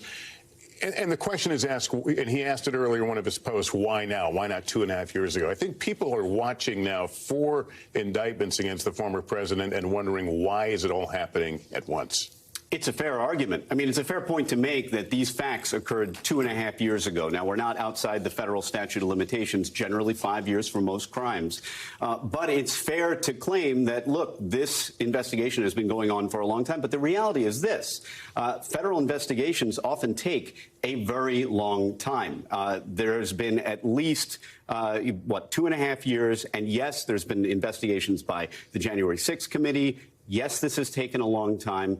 Defendants, as a defense attorney, they often complain about that kind of thing, but it is brought within the statute of limitations, and federal investigators, especially in this case, probably didn't want to even dream of indicting the former president, the most important criminal defendant in American history, until they knew they had everything lined up. And I just want to point one other thing out, Lester, which is really amazing when you think about it. We've all been following Fulton County, Georgia, for many years as well. Right here in this indictment, there's an entire section on the several states that submitted false electors. One of those states, of course, is Georgia. So you have almost a blueprint for charges arising out of the conduct in Georgia. So it would be surprising if there is not now this subtle pressure directed towards Fulton County, Georgia. Look, you've got a lot of allegations right here in a federal complaint that the federal government believes they can prove beyond a reasonable doubt at trial. So what are you going to do now, Fulton County, Georgia? All right. Laura, Jared, continuing to go through this, and I'm watching the right side of the screen where we expect to see Jack Smith any moment. And Laura, as he prepares to come out there, to what extent can he prosecute in a vacuum, as if there's no such thing as a presidential campaign that's sneaking up and a primary campaign in the middle of this? Will that be his aim? I don't know that it will be his aim. He's obviously, aware of the reality of the campaign time schedule, as everybody is. And he's also aware that already the former president has tried, in the other case brought by Jack Smith, to delay as much as possible. The argument he made is that this whole thing should be off the table completely as it relates to the documents case. He tried to argue that should just not even happen before the election. The judge didn't go for it. So, of course, I think Smith is human. He understands that the fact of the matter is that this is the front runner of the Republican Party who's running. And so perhaps it's unusual to see a case where the top person is actually the indictment you see first. And clearly there are more people that they believe to be involved in this conspiracy. So it is interesting that he brought the one against the former president of the United States first. But perhaps that's a recognition of the calendar here, and that he felt compelled to bring this case now and try at least as hard as he can to get it on the calendar, to go to trial. So what does the trial calendar then look for? Will they go in the order of indictments? In other words, will the documents case come before this, or is it possible they think this is the low-hanging fruit? Not necessarily. So the documents case in Florida, that's a federal case, and it's currently set for May. But we know just last week they added a new defendant, which means new security clearances, more discovery. So even though that one is set for May, it's not clear that that's going to hold. So it could be the case that this case out of D.C. that has just happened today might actually go before the documents case, even though the documents case was filed first. This one, in many ways, is sprawling. It's complicated. There's a lot to unpack here, but the classified documents has another angle, which may mean that this one goes first, even though it wasn't filed first. And Danny, what are your thoughts that, based on what we've read so far, that this is not really getting into the heart of the riot? And we've seen, over 1,000 people charged with relation to the January 6th violence. Is that even mentioned in here? Again, it may be, but Laura and I have still not gotten to the very end. But no, it's not charged per se. And that doesn't surprise me. Here's why. I always believed that if you're going to try to charge Donald Trump in connection with the speech that he gave on the January 6th and connecting that to rioters actually storming the Capitol, I rather thought that would not appear in this indictment. I thought that would be the toughest thing for federal prosecutors to prove, even though they have proven many cases against the actual people who stormed the Capitol. At the same time, there would be so many First Amendment implications there. There's a substantial body of Supreme Court case law on the First Amendment and giving a speech, and whether or not you create this immediate danger or that you're inciting a riot. And I think that even if prosecutors looked at that possibility, they probably thought, look, we need to prove the cases, or we need to allege only the cases, the counts that we believe we can prove absolutely and without question. We don't want to take any risks. This kind of prosecution against somebody, for example, giving a speech and that speech resulting in a riot, that would be a difficult case, given all the potential First Amendment defenses. So I rather think that the government, their approach here is they're going for simplicity. They're going for the case they believe they can prove the easiest, but still vindicate the federal interests that they see in this indictment. So it does not surprise me that there are no counts related to the theory that the speech that Donald Trump gave led to the riot, led to the storming of the Capitol. All right, let me bring Hallie back into the conversation. Hallie, we see on the right side of the screen the podium where Jack Smith should be appearing shortly. Can you talk about the task that he has right now, again, mindful of a political calendar, but also mindful of trying to have a fair prosecution? Well, he's got to explain to people, first of all, why are they indicting former President Trump? Because there is a sizable portion of the country, the 30% or so of people who say that they back Donald Trump, 80% of Republicans, 70-80% who do not believe he did anything serious. He has to explain to Americans what the issue at hand is. He's also got to do something else. And how he does it, I think we've seen, and we'll see tonight. He's got to push back, or the Attorney General does in some way, perhaps, on this perception from Republicans that the Department of Justice has been weaponized against the former president. This ties into the conversation that you are having there with our folks on set here, because we are already seeing it, not just from Donald Trump's allies on Capitol Hill, as Garrett Haake has laid out, but also from the people who are running against him in the Republican primary, who are hoping to dethrone him from sort of king of the Republican Party, this perch where he sits now. Ron DeSantis, for example, in this new statement, says that he thinks, he says, I haven't read the indictment, so he's leaving himself some wiggle room there. And again, this is somebody who is currently sitting at second place, well behind former President Trump in recent polling. But he does say that he thinks that we need to put in place reforms so people have the right to remove cases from D.C. to their home districts. He's essentially suggesting, he says, D.C. is, in his words, a swamp. He's suggesting that Donald Trump is not going to get a fair shake with a trial here in Washington. This may be one way that you see other Republican rivals of the former president seek to appear as though they have his back as it relates to the political persecution angle that Donald Trump has long claimed, while at the same time holding off, at least for now, on the actual substance of the indictment here. There are others who are competing in this sort of anti-Donald Trump lane in the Republican primary. I'm thinking of former Congressman Will Hurd, who are pretty directly going after Donald Trump, with Hurd saying that his presidential push is driven by an attempt to stay out of prison, and he says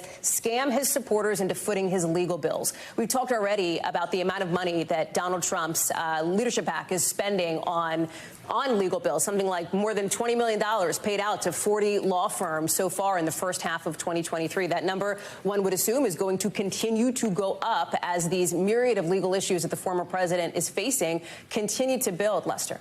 All right, thanks. Let me bring in, as we wait for Jack Smith, bring in our senior White House correspondent, Kelly O'Donnell. Kelly, your observations as to we're reaching this point now. Well, certainly we have reached out to the White House, the Biden White House, and they are pointing us to the Department of Justice, saying that they run their criminal investigations independently there. So don't anticipate any statement from the Biden White House. President Biden right now and the First Lady are out to dinner in Rehoboth Beach. They're taking some vacation days. And so a real difference in the posture right now. A president who is on the job, in office, and at the same time taking a little vacation time at a point when he has been the subject of so much critical comments from the political right, especially after the House Oversight Committee was looking into his son's business dealings. And there are some on the conservative right who say that there is no coincidence in their assessment of scrutiny of the Biden family and another action against Donald Trump. When you look at the indictment, we've so often shorthanded this as January 6th. As I look at it, the conduct goes back to November 13th as some of the earliest points when the prosecutors have identified actions taken by former President Trump and some of the unnamed co-conspirators in trying to put together their attempts to overturn the election. So it is a span of time from mid-November through to the morning of January 7th, when, of course, the election was ultimately certified. So we will be pressing the White House on opportunities to hear from the president, perhaps when he leaves from the restaurant this evening with the White House press pool that is traveling with him. But don't expect much comment, as they want to have as much distance from these actions as possible. Lester. All right, Kelly, thank you for that. Again, waiting for Jack Smith to appear at the podium to give a statement about this latest indictment filed against the former president. Let me bring in NBC's Garrett Hake again. Garrett, this has really been a lot about messaging, and the former president has tried to stay ahead and preempt bad news. And once again, he seemed to get ahead of it today. The special counsel, on the other hand, seems to be maintaining a relative silence. This is a rare opportunity to hear from him. Yeah. That's right, Lester. And look, I mean, the Justice Department is held back in a way by their own rules. They don't speak about ongoing investigations. They don't speak about individuals who aren't indicted. They don't speak in general, except in filings and in courtrooms. And those are not rules by which former President Trump is bound or has ever been bound. He has decided, really from even before he launched his presidential campaign, to wage his legal fights very much in the political realm. In fact, it's the reason why some people, including Will Hurd, the Republican candidate who Hallie just mentioned, think he is running for president, to use his candidacy as a kind of political heat shield to prevent some of these charges from getting much closer to him. And by getting out in front of prosecutors, he's managed to define these debates around each of these issues, probably most successfully in New York, where he got ahead of that indictment by about 2 weeks and was able to kind of rally Republicans to his side, basically forcing them to choose. Are you with me or are you with these liberal prosecutors for a big city in Manhattan? And in just a few moments, I expect hold on a second, Special Counsel Garrett. Jack Smith to come to this podium and make a statement of about 2 minutes in length. He will not take questions. If you have any questions after the press conference is over, please see me on the side. Any questions right now? Okay, that's an aide for Jack Smith, the special counsel's office, just letting the press gathered in that room know that the special counsel, Jack Smith, will come out here shortly and make, I think he said, a 2-minute statement with no questions. So we are, of course, keenly watching that side of the screen, and we'll bring you that as soon as it gets underway. But let's go back to Garrett. You were making your point. Well, Lester, and that aide just made it for me perfectly. I mean, what we're going to see from Jack Smith is 2 minutes of prepared remarks with no questions. Donald Trump does 10 minutes on the idea that he's being a political target every time he takes the stage for a campaign event and in every interview that he does. And so in terms of kind of the information battlefield here, it's never been a fair fight. But when these when these legal cases move to the courtroom rather than from the political realm, I think that's when things change. And that's when prosecutors will have a chance to have their say. But as it's been now, it's been the former president with the enormous megaphone that he has who's been kind of defining the terms of the political debate around this, particularly on the right. And that's really what matters most to his campaign right now. Get through this Republican nomination, then deal with kind of the broader country, many of whom don't see this at all the same way as his supporters do, when that time comes. All right, Garrett, we'll ask you to stand by. Let me go back to Laura Jarrett here at the desk with me. You've had a chance to go through more of this document. It is what they call a speaking indictment, so it speaks volumes. It lays it out for people like me. It tells a story, and the story that it's, I think, trying to tell is one that if first you don't succeed, you try again. And so the first attempt by the former president, according to this, was to try to put pressure on folks down in the states, in the 7 battleground states, to try to have the overturn the election results in those states. And as a part of that scheme, they actually signed false certifications saying that the former president had won when in fact he had not. And they knew that those statements were false. And according to this document, this was actually done at Trump's direction. And we see the special counsel, Jack Smith, walking to the podium there now, expected to make some brief remarks, but not take any questions. Good evening. Today, an indictment was unsealed, charging Donald J. Trump with conspiring to defraud the United States, conspiring to disenfranchise voters, and conspiring and attempting to obstruct an official proceeding. The indictment was issued by a grand jury of citizens here in the District of Columbia, and it sets forth the crimes charged in detail. I encourage everyone to read it in full. The attack on our nation's capital on January 6th, 2021, was an unprecedented assault on the seat of American democracy. As described in the indictment, it was fueled by lies. Lies by the defendant targeted at obstructing a bedrock function of the U.S. government, the nation's process of collecting, counting, and certifying the results of the presidential election. The men and women of law enforcement who defended the U.S. Capitol on January 6th are heroes. They are patriots, and they are the very best of us. They did not just defend a building or the people sheltering in it. They put their lives on the line to defend who we are as a country and as a people. They defended the very institutions and principles that define the United States. Since the attack on our Capitol, the Department of Justice has remained committed to ensuring accountability for those criminally responsible for what happened that day. This case is brought consistent with that commitment, and our investigation of other individuals continues. In this case, my office will seek a speedy trial so that our evidence can be tested in court and judged by a jury of citizens. In the meantime, I must emphasize that the indictment is only an allegation and that the defendant must be presumed innocent until proven guilty beyond a reasonable doubt in a court of law. I would like to thank the members of the Federal Bureau of Investigation who are working on this investigation with my office, as well as the many career prosecutors and law enforcement agents from around the country who have worked on previous January 6th investigations. These women and men are public servants of the very highest order, and it is a privilege to work alongside them. Thank you. Why didn't you charge any of the other co-conspirators, Mr. Smith? You already received that in the election. Are you planning to bring any other charges against more individuals? Jack Smith declining to answer those questions from reporters about whether other individuals will be indicted or where it goes from here. As we were told, a very short statement. He basically says the January 6th violence was fueled by laws, calling for a speedy trial. Laura, let me first get your thoughts on that. When he says a speedy trial, what does that mean in terms of real time? A defendant always has a right to a speedy trial, and most defendants that are in custody, of course, want a speedy trial. This situation is different, with the defendant being the front runner for the Republican nomination, somebody who is trying to go back into office, and someone who does not, at least according to his legal filings, actually want these cases to proceed. Query whether it helps him politically. I leave that to others.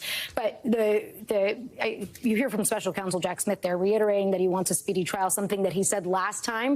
One of the few times that he made an appearance in the classified documents case, he said that in that case he got a May trial date. Query whether he gets one that's a little bit earlier here. A lot, of course, depends on the judge.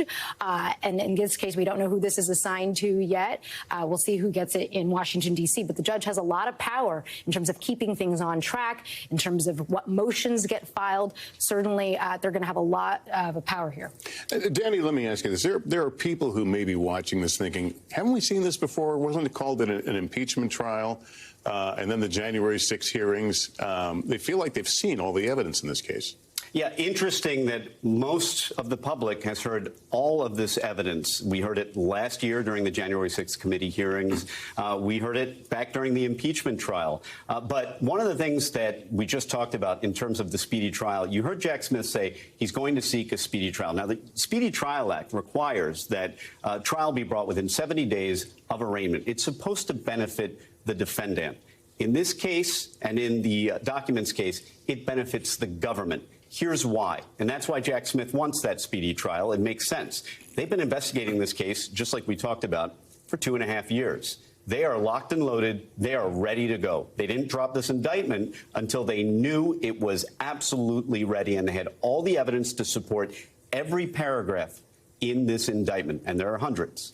So the government is ready to go. There are many instances in which speedy trial benefits the defendant. A good example is when somebody's arrested mid-crime and the government is playing catch-up to investigate the case at the same speed as the defense is. That is not this case. The defense has none of the discovery yet. They will not get it for weeks. And when they do, their job begins. So speedy trial in this case, although it's designed to benefit the defendant and can benefit the defendant, will benefit the government. Look for the government, just as it did in the documents case in Mar-a-Lago, to seek a speedy trial to move this case as quickly as they can. Remember, the government asked for a December trial date in the Mar-a-Lago documents case. And just very quickly, will this be like what we saw in Miami? He'll make an appearance, enter his plea, and leave? Exactly right. It's an arraignment. He'll show up. He'll enter a plea. It is a short event. It is procedurally very significant, but substantively in the courtroom can take 15 minutes. In state court, it can take a couple minutes. So that is exactly what we'll see, just as we saw in Mar-a-Lago. There are no co-defendants, so we're not going to have a situation where one of the co-defendants can't find a local lawyer. This will be even smoother and faster than the Mar-a-Lago arraignment. We should also point out a speedy trial is there to protect the public. And in an indictment in which he's being accused of actually disenfranchising voters, you can see Smith's team is going to want to emphasize that. All right. Well, that concludes this NBC News special report. We'll have much more ahead on NBC Nightly News, which will be any moment now for many of you. I'm Lester Holt. Thank you for watching.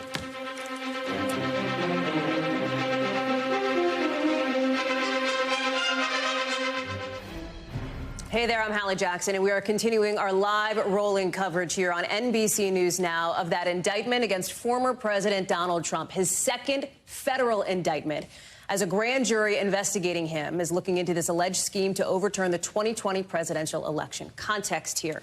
This is now the first time ever that a former president and current presidential frontrunner in the Republican primary has been charged in connection to disrupting the transfer of power from one presidential administration to the next. This means that the former president is now facing 4 new federal charges. You see them here: conspiracy to defraud the United States, conspiracy to obstruct an official proceeding, the obstruction of an official proceeding, and conspiracy against rights. Do you see those maximum sentences here? This is why legal experts suggest that this case, of all the legal issues that Donald Trump faces, is likely the most serious against him. Already in the last couple of minutes, we have had a slew of new developments, including, by the way, Mr. Trump's team already fundraising off of this new indictment against him. I want to bring in now our NBC News team, who is covering every angle of this as we continue our special coverage here on NBC News Now. You see Ken Delaney in here with us. We're going to get to Julia Ainsley, Mark Murray, and our legal analyst in just a second. But Ken, let me get to you first, and let me play what we've just heard now from special counsel Jack Smith as it relates to these new charges. Listen.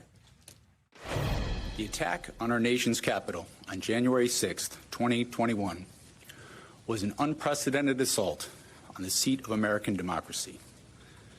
As described in the indictment, it was fueled by lies.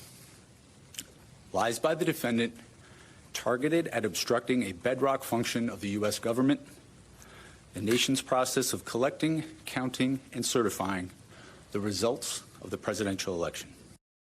A rare statement from special counsel Jack Smith, who has been the tip of the spear in these investigations against former President Trump on the federal level.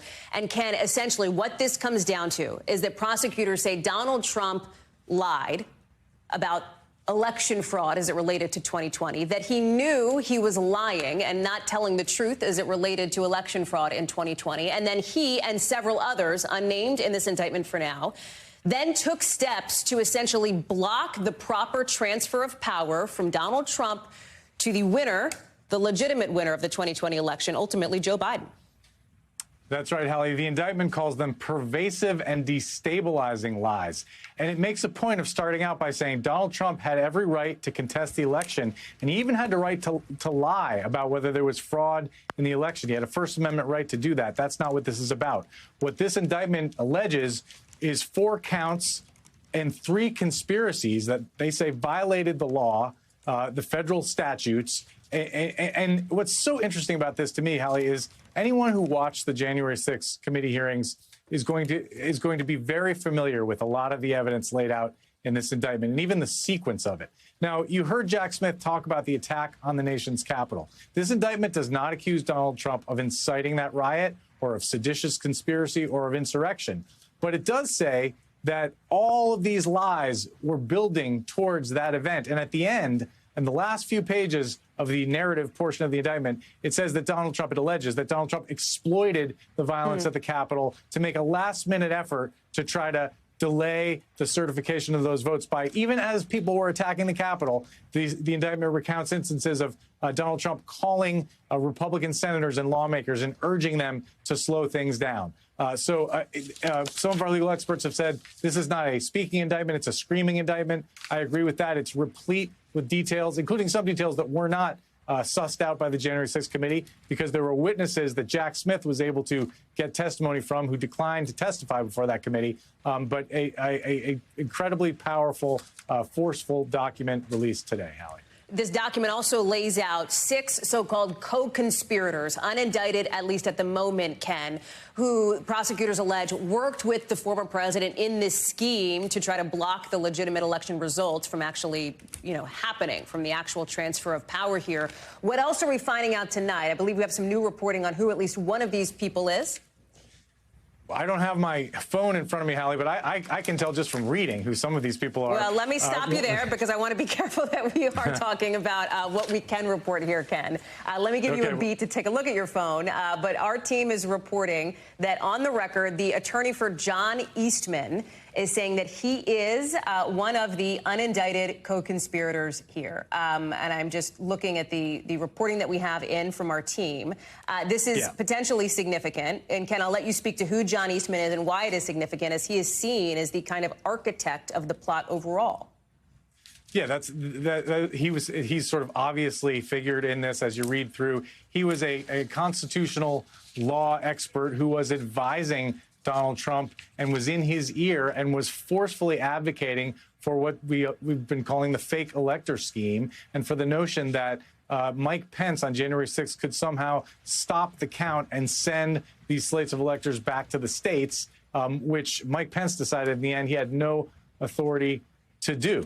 Well, I'll just stop there. Yeah. Well, I mean, that's right. I want to go to Kristen Gibbons-Fedden because, Kristen, it is we know that these co-conspirators are unnamed in this indictment and unindicted. Could that change? In other words, could other people end up charged federally alongside former President Donald Trump in the days or weeks to come? I think so.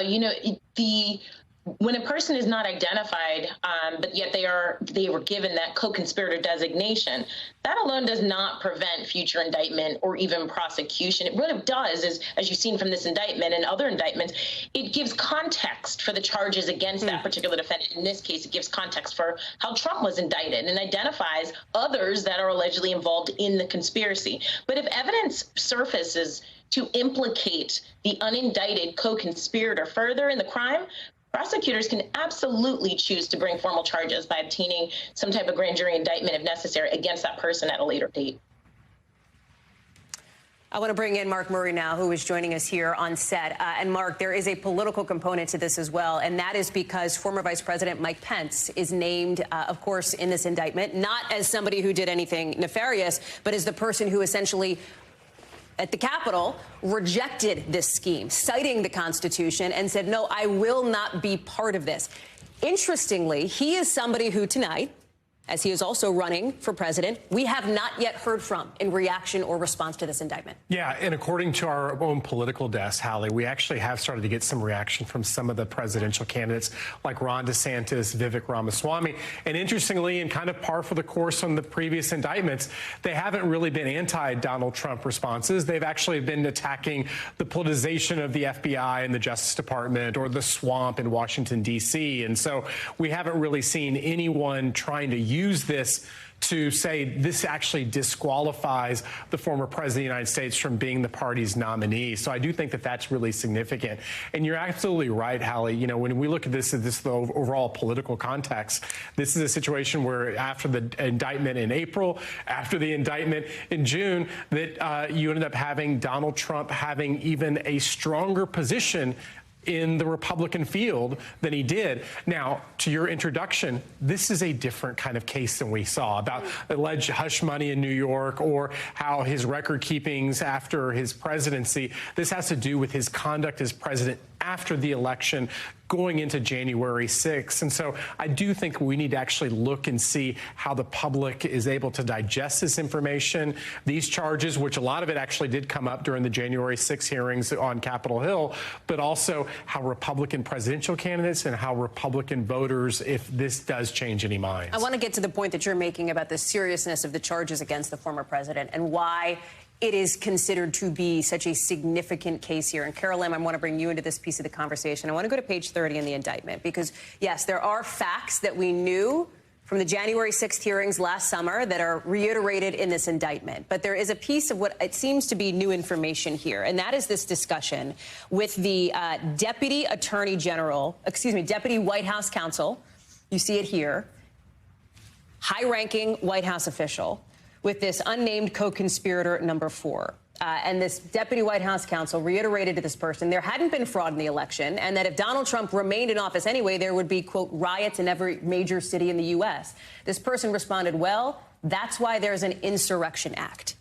And so folks understand the Insurrection Act is the ability to essentially put the military into streets and into cities and into states in order to keep the law going. Carol, this is something that we had not known before, but does speak, to my knowledge, to this degree, but does speak to how high level this conspiracy to overturn the election got inside the White House. Oh, there's no question, Hallie. We have not known that particular piece of evidence, but we've known for some time that there were these meetings going on in a war room in a nearby hotel in the Oval Office, and that these were high-level officials. One of them, as you see in the indictment, was a Department of Justice official. I think the thing that is most interesting to me and unusual to me is that this is a conspiracy indictment. It charges a few conspiracies. It names unindicted co-conspirators. And I can't tell you how unusual it is to have a conspiracy indictment and yet name only one defendant in the indictment. That tells me either that these unindicted co-conspirators are cooperating in some fashion. In other words, they have testified and they will testify, or they've been given immunity and are being forced to testify because once you're immunized, you have no choice but to testify. And many of them are lawyers. I want to go to Attorney General Merrick Garland is speaking now to after the January 6th attack on our democracy, the career men and women of the Justice Department engaged in what has become the largest investigation in our history. In November last, I appointed Jack Smith, a special counsel, to take on the ongoing investigation in order to underline the department's commitment to accountability and independence. Mr. Smith and his team of experienced, principled career agents and prosecutors have followed the facts and the law wherever they lead. Any questions about this matter will have to be answered by the filings made in the courtroom. Thank you, everyone. A brief statement there from Attorney General Merrick Garland. He is, just so you have an understanding of the setting, he is in Philadelphia. That's a live shot of him walking away. He is there for an unrelated event, totally separate now from the federal charges that Donald Trump is now facing. He's there to talk about National Night Out, this thing that you probably know about that happens in the summer in cities and states across the country. It sounds like the Attorney General came up and I believe answered a question from somebody, a member of the pool or perhaps reporters who are there about this. And you heard him say that this has been the investigation into not just January 6th, but the broader scheme to overturn 2020. I believe he said one of the largest investigations in our history. He talked about the seriousness of the matter and said that any questions will have to be answered by court filings. I think that Ken Delanian, who covers the Justice Department and the Attorney General, is still with us now. And Ken, what Merrick Garland, what the Attorney General is saying essentially is the documents speak for themselves, that this indictment and any future filings will speak for themselves. That's right, and that's been consistent with his stance all along, to keep an arm's length from this special counsel investigation. And it really is an independent investigation. And Jack Smith's offices, where you saw him earlier, are not close to where I am in the Justice Department. They're in a different part of the city. But here's the thing. It's important also for people to understand that Jack Smith and his team have been regularly briefing Merrick Garland and some of the people around him, because Merrick Garland, under the rules and regulations, has the opportunity to block any potential action by Jack Smith if it's so outside the bounds of what is considered, normal and good procedure at the Justice Department. So he had a chance to stop this indictment, and he declined to do that. That's the extent of his role in this process. And he would say that this was Jack Smith's decision, Jack Smith's case, and that's the end of it for him. I also find it very interesting, since I'm at the Justice Department and we're talking about Merrick Garland, that there's a big part of this indictment that you were just reading from that talks about essentially a conspiracy by Donald Trump to use the Justice Department to subvert the election. As recounted in those January 6 hearings, remember those dramatic hearings where they were talking about meetings with a lower-level Justice Department official named Jeffrey Clark, who was pushing the idea that the Justice Department should declare that there was fraud in the election. And remember, those senior Trump officials, Trump-appointed people, testified at that hearing that they thought that was a crazy idea and they wanted no part of it, and they stopped it. A lot of people believe that was the most dangerous part of this whole alleged conspiracy, because had the Justice Department said, yes, there was fraud, things could have gone in a very bad direction, but they declined to do that. Nonetheless, that conduct is charged in this indictment, Hallie. We are looking again at the Attorney General. You saw him live in Philadelphia, again, speaking on a National Night Out after making that very brief statement to the people traveling with him. We want to keep an eye on this, just keep it up in case he does stop to answer any more questions, in case we hear anything else interesting. Our team is monitoring that. And as we do, Danny Savalas, let's look ahead to the next step in this process. Donald Trump is going to be arraigned federally. We understand it's going to happen in the afternoon on Thursday. We will obviously have coverage right here for people on NBC News Now. And then the clock starts at that point. The clock starts, specifically the speedy trial clock, which under the Speedy Trial Act requires, generally with a lot of exceptions, that a defendant must be brought to trial within 70 days of the arraignment. So the arraignment's a very significant date in that it represents the starting gun to the federal criminal trial process. But in another sense, substantively, and I guess at least from a spectator's standpoint, it offers very little. It really is just a not guilty plea, probably a waiving of the formal reading of the indictment, almost certainly. And it normally can be a very short affair. And especially it's going to be streamlined in this case because there are no co-defendants. And I think Carol Lamb makes a fantastic point, which is there are certainly co-conspirators, according to the indictment, but there are no currently named co-defendants. So there will be not even any issues with a co-defendant, for example, in the Mar-a-Lago documents case, who wasn't able to get a lawyer or any of those complications. It should be a very short, plain affair, and that starts the speedy trial clock. And I'll just say also that the Speedy Trial Act in this case benefits the government. That's why Jack Smith is seeking a speedy trial, because they've already investigated this. They're done. They're ready to go. They could probably go to trial tomorrow. The defense hasn't even seen discovery page 1. So in this case, speedy trial is good for the government, not so great for the defendant. I want to go to Tom Winter now with more on the evidence here in this case. And Danny, will come back in a second to more about the process moving forward. But Tom, one of the key pieces of this puzzle has been, and our, by the way, investigative correspondent Tom Winter has joined us now as well. One of the key pieces and the key questions related to this investigation had been the mindset, the intent, if you will, of former President Trump. Right. This indictment lays out very clearly that Donald Trump knew that what he was saying was a lie, was not true, because, as this points out, he was directly informed that by the people around him. Talk through it. Yeah, there was no mistake about it, Hallie. And when you look at the evidence and you look at the potential types of things that Danny was just talking about, what his defense attorneys will see, you've got contemporaneous notes by the former Vice President of the United States, Mike Pence, detailing what Mike Pence says happened in key meetings at the White House, including a January 4th meeting, according to the indictment and the allegations, where there's this discussion back and forth about whether or not Mike Pence can reject electors or challenge electors from specific states, kind of the 7 states that have been referred to in the January 6th report, rather, as well as this indictment. So we've got contemporaneous notes from the former vice president. That could be powerful before a jury that will eventually hear this case. Another thing that might be powerful, according to our colleague Jonathan Allen, he was reviewing the indictment, and he saw that there were emails that apparently belonged to former Chief of Staff Mark Meadows. So they have Mark Meadows' emails, which could also help better piece together the events here. That's something that could be put forward with respect to the jury. So you're seeing those types of pieces of evidence. We know the video evidence from January 6th. It speaks for itself.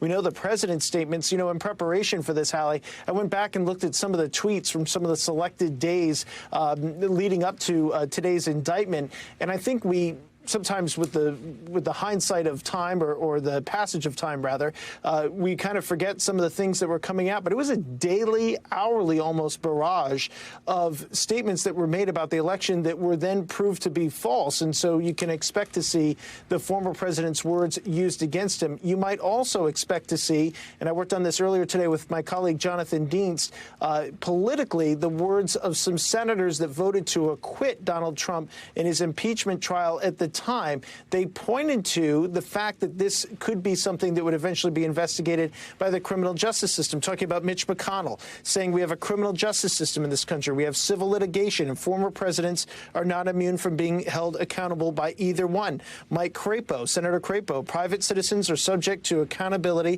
for their actions under our legal system. Senator Tom Tillis talking about the same thing, that people are not immune from prosecution. So those are the types of statements that people made at the time. We'll be interested to see if they walk back those statements now that we actually do have an indictment, Hallie. Well, Tom, you are teeing us up for Scott Wong, our Capitol Hill correspondent, who is joining us now live from the Capitol, which is just a couple of blocks from where I'm sitting now. Scott, we are hearing more now from not just the top Democrats in the House and the Senate, but from many of the former president's allies on this, right? That's right, Hallie. And we just saw a tweet from Speaker McCarthy himself. Guess what he's focused on? He's focused on Hunter Biden. He is talking about the things that he has repeated over and over these past several months, that there is a two-tier justice system, one for the Bidens and one for everyone else. McCarthy and his leadership team, Steve Scalise, Mike Johnson, they are saying that it's peculiar that this indictment came when it did, just a day after they heard from Devin Archer, the witness who testified yesterday that he was the business associate to Hunter Biden, who testified that the vice president, Joe Biden, at the time, had joined on speakerphone more than 20 times when his son Hunter was meeting with business associates. Now, there was no business deals being discussed that Devin Archer disclosed to lawmakers yesterday, but Republicans are pointing to those phone calls as evidence that the president was aware of his son's business dealings. Now, on the Democratic side, a number of President Biden's allies are weighing in. They are not really taking a victory lap at this point, but they are saying that obviously this is a very sober moment for the country, and that Donald Trump should be afforded, to be presumed innocent until proven guilty, something that we heard directly from Special Prosecutor Jack Smith himself. And so lots of reaction coming from Capitol Hill at this point, and more sure to come. Scott, thank you. I want to go to Kristen Gibbons-Fedden, one of our legal analysts here, who is joining us as we talk about what happens next here. So Here we are Tuesday night. It is 6:42 Eastern time. We have heard now from Special Counsel Jack Smith. We have heard from the Attorney General Merrick Garland. We have heard, at least in statement and post form, from former President Donald Trump, the defendant now charged in his second federal indictment, third indictment overall. This one, legal experts say, the most serious against him at this point. Next big date will be Thursday afternoon. That is when Donald Trump is, at the moment, expected to be arraigned. There is going to be a judge that oversees that arraignment. And, Kristen, I'll have you jump in with the legal expertise here. There's a different judge, however, assigned to his case overall, a judge that, based on our reporting, is the only federal judge here in Washington who has sentenced January 6 defendants to sentences longer than what the government had requested. In other words, she has been tougher on January 6 defendants than what the government even wanted to see in some of these sentences, according to our colleague Ryan Riley. Kristen, what does that say to you, if anything, about where this case goes? Can you tell us anything else about this judge or next steps? Well, I think one of the things that it tells me as a former prosecutor is this is a no-nonsense judge, and it's one of the judges that criminal defense attorneys would be horrified to get, because if Trump is convicted, she will probably be a harsher sentencer, which can be devastating for the defendant in that case. What we do know about this particular judge is that she is an Obama appointee. But look, you know, at the end of the day, judges need to be objective. There's no indication that this person is unfair or politically motivated in any of her sentences or in any of her conduct with regard to the January 6 cases. And so, you know, generally there's certain things that a judge will take into account when sentencing, including mandatory and maximum statutory guidelines, as well as different mitigating and aggravating factors. And so the judge does not need to rely necessarily on the prosecutor. But I think generally, if convicted, I think Trump will have, a hard sentence. Ken, there's another piece to this, too, that this is the judge who, back in November of 2021, denied the former president's plea to keep records from being released to the House committee that was looking into January 6th, to what's shorthanded as the January 6th Select Committee, right? Yeah, everything comes around, Hallie, right? That was a very important decision, actually, because Donald Trump was trying to keep a lot of records away from that committee investigating this attack.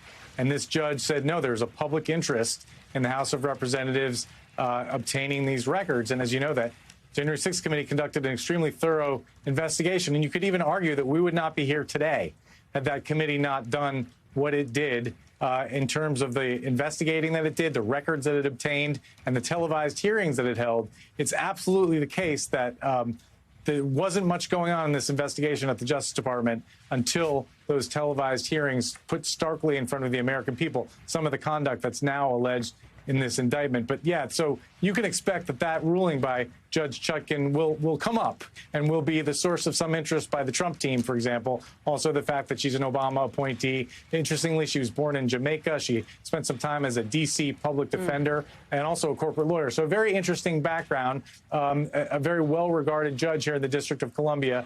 But no doubt the Trump folks will remember well this decision, Hallie. Mark Murray, to you here, because we are now, and I see that Julia Ainsley has joined us as well, along with Carol Lamb. We are now seeing the collision of Donald Trump's legal issues with his political campaign. But the way that one impacts the other may be somewhat counterintuitive, as we've seen over the last two indictments. Yeah, so even before today's indictment, we were actually looking at a totality of 5 different trials that the former president is facing, either civil or criminal. And so, Hallie, if this, once after you have the arraignment, this gets set on a speedy trial, that would actually make trial number 6. And we know from the filing that one of his political action committees in that filing that they have spent more than $20 million on legal fees. And so when we look at the political calendar, one of these trials that Donald Trump is already going to be facing actually takes place the day of the Iowa caucuses. Another takes place the lead up to the Nevada contest. And then another one will end up being just 2 weeks after Super Tuesday. So Republican primary voters are going to have to be juggling all of these different types of actions, information at the very same time that these trials are going going to be going on. So it is not only is this action today unprecedented, but the information that Republican primary voters and how they act is also going to be grave as well. Mark Murray, thank you. I want to bring back in Tom Winter, who has been going through this indictment. And Tom, as you broke right here on NBC News Now, first to tell us that this was a 45-page indictment, that in fact it was related to the former president. I have been trying to look through this as we've been on the air, having the conversations with all of you, and I think it is significant and notable that obviously Donald Trump is the only named person here. There are those 6 unindicted co-conspirators, but there are others who we can infer played an important role. And again, not in a nefarious way, but I think of former Vice President Mike Pence. Central to certain pieces of this indictment here, as clearly were members of his team. Talk us through that part of it. Well, they're clearly relying not only on his notes, as you and I just discussed, but clearly on his team members to kind of walk through the process here. I mean, there's kind of this incredible passage where the former vice president called Trump to wish him a Merry Christmas, and almost immediately Trump pivoted to talk about January 6th and what he thought Mike Pence could be able to do at Congress. So I think that was something that really jumped out at me, just how much on his mind, this idea of January 6th and this idea in particular of Mike Pence stepping in as somebody who could shut all this down. So I think that that's something that really stands out in this indictment. You know, there's not a ton in here about the events of January 6th once the violence started after this speech that we're looking at, the tape of the speech by the former president on that day. They do reference his statements heavily in the course of this indictment. And then on top of that, there's some references to some of the behind-the-scenes calls. And a lot of this was revealed during the January 6th report, calls that were made to Republican members of Congress saying, hey, you know, we need you to hold on, or we need to get more information to the state legislatures. Can you carry this out to tomorrow morning? Can you delay it? So even after the violence of that day, there were unnamed individuals that were calling, and we think from the January 6th committee we might be able to name some of those individuals soon, kind of matching up the conduct with what's already been out there. But there's still an ongoing effort, even after the bloodshed of that day, to try to slow this down and try to get an effort to not certify the election on that night. You know, it's interesting, Hallie, the January 6th report, the final report is 845 pages. This indictment, 45 pages. It comes just 8.5 months after Smith was appointed to the office of, appointed rather to be special counsel. So this is something that hasn't taken a whole heck of a lot of time. We haven't gotten a recent expenditure report, but we know that Smith spent approximately $5.4 million through March of this year to conduct this investigation, as well as the investigation into what's going on at Mar-a-Lago. And we've been heavily focused for obvious reasons on this indictment that's been released today on January 6th. But now the former president faces really 2 fronts of very detailed indictments. And if the allegations are true, and of course he's presumed innocent, if the allegations are true, these are very difficult cases for him to fight off. The January 6th case might have a little bit more of a novel legal theory, so there might be some more pretrial motions. I think the case in Florida, the classified documents case, might be a little bit more straightforward in the end. So it'll be interesting to follow this. But I think at this point, for the former president, the thing that's most top of mind for him is a 4 p.m. court appearance in Washington, D.C., where you are, just less than 2 days from now. So that'll be the next step. And that'll be, by the way, something very basic, very pro forma. It's not even something where typically a plea is taken. I can't imagine a scenario where they would ask for him to be held pending trial. So they'll probably release him on his own recognizance effectively. And so I don't think that hearing is going to last. If it lasts more than 5 or 10 minutes, I'd be shocked. I got caught the other day saying that the Hunter Biden guilty plea hearing would only last an hour. And I was wrong by about 3 in a whole series of outcomes. So you never know what's going to happen in court, Hallie, but this should be something that takes just a little bit of time. And then the trial clock starts. And we're in a situation where, you know, we see what happens vis-a-vis the election.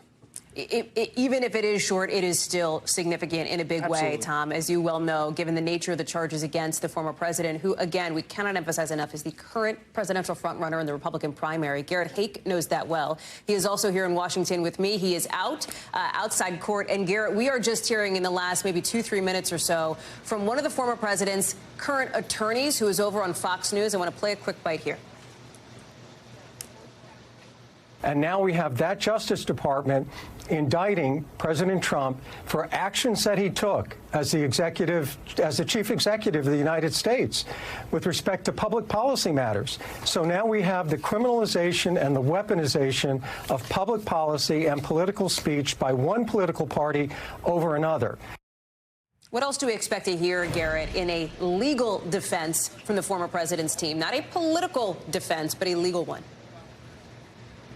Well, Hallie, as always with all things Donald Trump, there's a lot of overlap between the two. But the defense that his lawyer just laid out there on Fox, where it veered into the purely legal and not the political, was probably about threefold. First, that he would rely heavily on advice of counsel, that everything Donald Trump did in the context of this indictment was something where he leaned on his attorneys, basically that he was told the behavior he was engaging in was legal. Now, there's some indication within the indictment that there are specific points of evidence to suggest that that's not true, that Trump was told in some instances that things that they wanted to do were not legal, and that he went ahead with it anyway. But that's part of the defense they're going to make. Second is more political, but still legal. The idea here that somehow the DOJ is criminalizing politics, that much of the speech that Donald Trump made, particularly the speech on the ellipse, but also in other public forums, was him making political statements, even hyperbolic ones. But there's nothing illegal about hyperbolic political statements. In fact, these attorneys will argue, that's the kind of language that the First Amendment is most designed to protect, unpopular political speech, and that they can make a First Amendment defense on those pieces of the puzzle. And then they go kind of further into it to suggest that, as you heard a little bit of that clip here, that the things he was asking to do were things that he truly believed. And that goes to this question that I think has come up with a lot of our other more legally talented reporters than I, that whether Donald Trump chose to believe these things or whether he didn't believe them is going to be key to the prosecutor's case, whether he knew he was lying. The attorney, John Lauro, made the case that he says he'll make in court that Donald Trump truly believed all these things would be true, that he would testify to that under oath, and that they'd be perfectly happy, he says, to relitigate all the complaints that Donald Trump has made about the 2020 election in a courtroom, to shine a spotlight on it, to prove that he still believes it to be true. So separating out the threads of what's purely political there and what's a solid legal defense is a job for someone with more advanced degrees than I. But you see the outlines of what a Trump legal team could try to do in a courtroom if and when we get to that point. Garrett, thank you. You have teed us up nicely for one of our legal analysts, and Danny Savalos or Kristen Gibbons-Fedden. I'll get to you with more on that in a second, but I want to get in some developing news. And Ken, this is probably your purview, related to one of those unnamed, unindicted co-conspirators in this indictment. The person named as co-conspirator 1, we can report now, appears to be Rudy Giuliani, the former president's former attorney, based on previous testimony, et cetera. For example, and we identified this from the indictment, that there is a discussion about a conversation that happened on December 1st when this person, again, co-conspirator number 1, met with Arizona House Speaker, who at the time was somebody named Rusty Bowers. There is a quote attributed to Giuliani where they said something like, or to the co-conspirator 1, we don't have the evidence, but we have lots of theories. This matches what Rusty Bowers, that Arizona House Speaker, said at the January 6th House Select Committee's public hearing. A Giuliani advisor is telling NBC News that the mayor has not been contacted by the special counsel's office, and he has no reason to believe that he will. So, Ken, let me go to you on this, and let me just explain. We are connecting some dots here, because we don't know, right? The indictment doesn't say Rudy Giuliani, but it does attribute a quote to this person number 1, a quote that we've heard in a previous public setting attributed to Giuliani himself. That is how we are making this connection. It is not surprising, Ken, given how central Giuliani was to this plot, as we saw in the months after the election. No, it's not, Hallie, and just a little peek under the curtain for how we do our work. This is not, there's nothing magic about this. This happens all the time. The Justice Department does not name unindicted persons in indictments, but it's often very obvious from other public records who they are. And all you do is compare the statements that have been made, and particularly we have all this evidence in the January 6th committee. So we're going to be able to tell you fairly soon who all these people are, these unindicted co-conspirators. But, you know, it's so interesting on so many levels. First of all, the decision to name Donald Trump alone as a defendant really, I think, speaks to the interest that the special counsel's office has in getting this case to trial faster. As I was talking to legal experts and gaming out the scenarios here, they all, to a person, said that if they want to get this to trial as fast as possible, they will name only Donald Trump as a defendant and deal with the rest of the co-conspirators later, because that's what they can do. And, you know, there isn't a world in which there is a conspiracy if this stuff was criminal, and that's a big if. Garrett told you what the defenses are going to be, and they're not insignificant legal defenses. If it was criminal, there's no world in which Rudy Giuliani wasn't involved. I mean, he's already had his law license suspended in D.C. and New York over the representations he made in court that could not be stood up about bogus allegations of fraud in the election. So again, if it's crime, and I think Trump's defenses should not be dismissed, because this is going to be a battle royal. And a lot of legal experts I was talking to about this case were sure that the Justice Department must have had a lot of new evidence that we weren't aware of, because they were not convinced that on the face of it, this was a very strong case. And as it happens, there isn't a lot of new evidence in this indictment. There's a lot of stuff that we already saw in the January 6th hearings presented in a very compelling and definitive way. And now they're going to litigate it, and it's going to be fascinating to watch, Hallie. Danny, the opining of a legal expert has been much requested here on the show. Let me give you, in the 2 minutes we have left, a minute to talk through how you see this and your response to what's been brought up. Look, I mean, you mean specifically what Ken? I'm sorry, specifically what Ken was talking about. Yeah, and Garrett, too, to the point that the Trump legal team is going to try to put forward a defense here to suggest that the former president was simply doing what somebody in his position would do. Right. So, I mean, the argument would probably fall into the absolute immunity category. I am the president, therefore I'm doing something related to an official proceeding. But the problem with that is that it was so clearly related to his campaign and absolutely nothing related to being the president, except that a lot of these things happened in the White House with senior members of DOJ who he was allegedly trying to get. And of course, this is all alleged, but he was allegedly trying to get to help him subvert the election. So that's going to be a tough one. Any defense of immunity like that probably won't fly. We've talked about the former president. Let's briefly touch quickly on the current president, because he is not even in Washington, Mike Memley. He is in Delaware, where you are. Long has tried to keep an arm's length distance from the DOJ investigation into his predecessor here, and that is demonstrated in some ways by a rather interesting split screen tonight, as former President Trump is facing a federal indictment, now his second. Tell us where President Biden is.